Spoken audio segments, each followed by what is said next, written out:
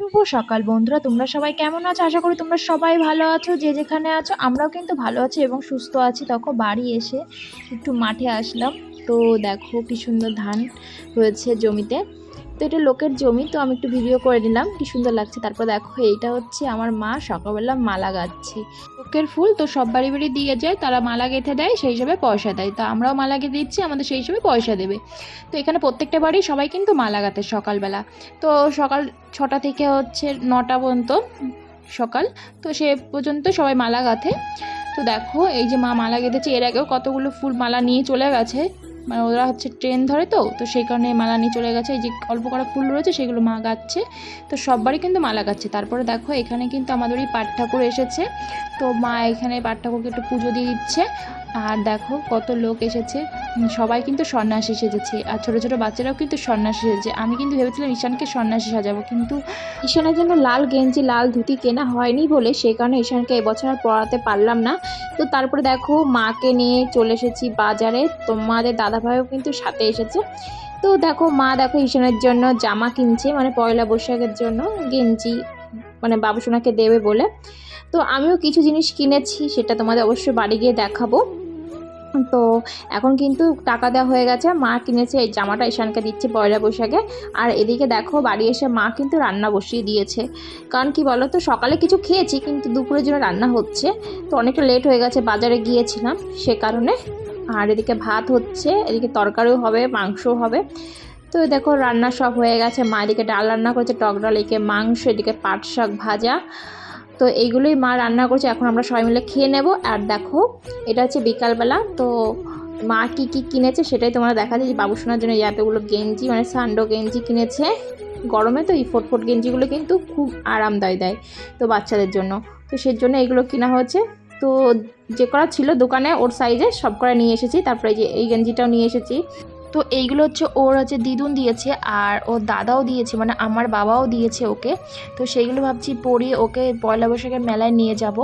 আর তোমার দাদাভাই কিন্তু বাড়ি চলে গেছে, মানে আমাদেরকে রেখে ও বাড়ি চলে গেছে। কারণ ওর হচ্ছে ডিউটি আছে পরশু দিনকে, সেই কারণে ও চলে গেছে। থাকলো না, অনেক করে বললাম যে থাকো, তো বলছে না। তো এই দেখো এইগুলো আমি কিনেছি। তো এই যে কুর্তিটা নিয়েছি, তো দেখো কেমন হয়েছে। তো এগুলো সব কিন্তু আমার চয়েসে, তো মা চয়েস করে দিয়েছে যে এইগুলো নে। তো মানে কি তখন কিন্তু চৈত্র মাসের সেল চলছিল। তো সেই হিসাবে এইগুলোর দাম নিয়েছে, এটার দাম নিয়েছে কিন্তু মাত্র 400 টাকা নিয়েছে। তো ভালোই লাগছে তাই না বলো? জানি না পরলে আমাকে কেমন লাগবে। এইটা নিয়েছি। আর নিয়েছি হচ্ছে এই যে কালো কালারের যেটা, সেটা কিন্তু তোমাদের দাদা ভাইয়ের খুব পছন্দের। বললো ওর এটা পছন্দ হয়েছে বলে বললো এটাই তুমি নেবে।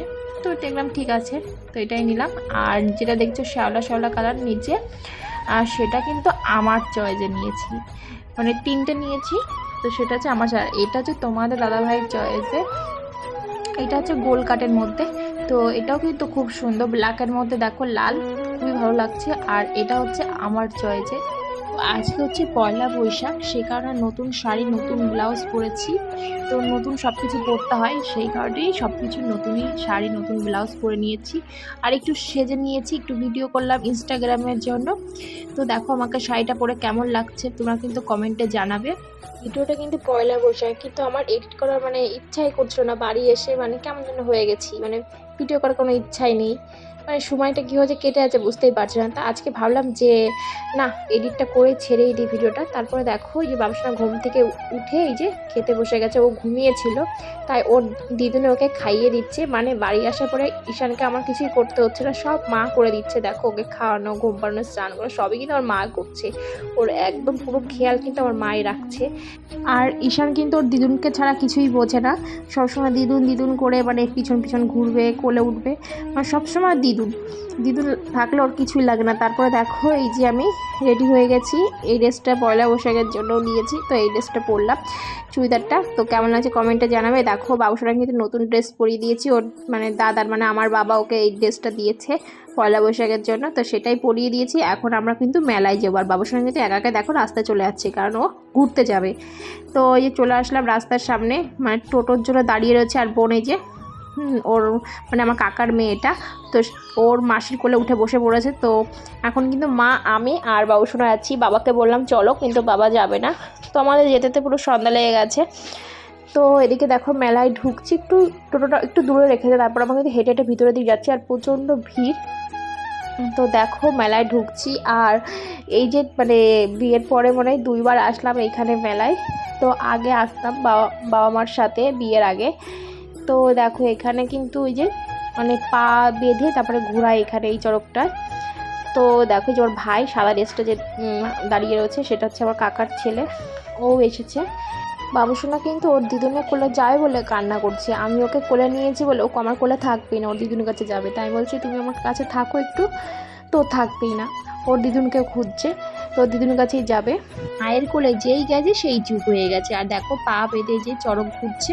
তো কিছুক্ষণ দেখলাম মানে চড়ক ঘোরাটা, তারপরে কিন্তু বাবুসোনাকে নিয়ে এসেছি আইসক্রিমের দোকানে। তো বাবুসোনাকে এই যে আইসক্রিম কিনে দিয়েছি, তো চুপ হয়ে গেছে, মানে আমার কোলে চলে এসেছে। বাবুসোনাকে বললাম তুমি কোন আইসক্রিমটা খাবে, ও এটা দেখিয়েছে তাই ওকে এটা কিনে দিয়েছি। তারপর দেখো আমরা মেলার ভিতরের দিক যাচ্ছি। তো এখন ভিতরে গিয়ে দেখবো কি কি খাবার উঠেছে, যেটা পছন্দ হবে সেটা সেটাই খাবো ভেবেছি মেলার মধ্যে গিয়ে। তো এখন ভিতরের দিক যাচ্ছি। তো এখানটা আমরা নিয়ে নেবো এখন হচ্ছে ঘুগনি। তো মাকে বলছে আমি কিন্তু আগে ঘুগনি খাবো, তারপরে সব মেলা ঘুরবো। তো মা বলছে ঠিক আছে, কারণ মেলায় এসেছি, ঘুগনি না খেলে হয় বলো। তো ওই যে ঘুগনি নিয়ে নিচ্ছে, আর বাবুর সঙ্গে যে দাঁড়িয়ে রয়েছে। তো কাকিমাকে বললাম 2 প্লেট ঘুগনি দাও।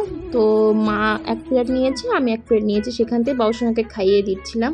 ও তো ধরে খেতে পারে না আমরা না খাইয়ে দিলে। তো ওই যে নিয়েছি নিরামিষ ঘুগনি। তারপর দেখো ঘুগনি খেয়ে চলে এসেছি এগরোলের দোকানে। তো এখান থেকে 3টে এগরোল নেব, আর বাবার জন্য নিয়ে যাব বাড়ি এগরোল।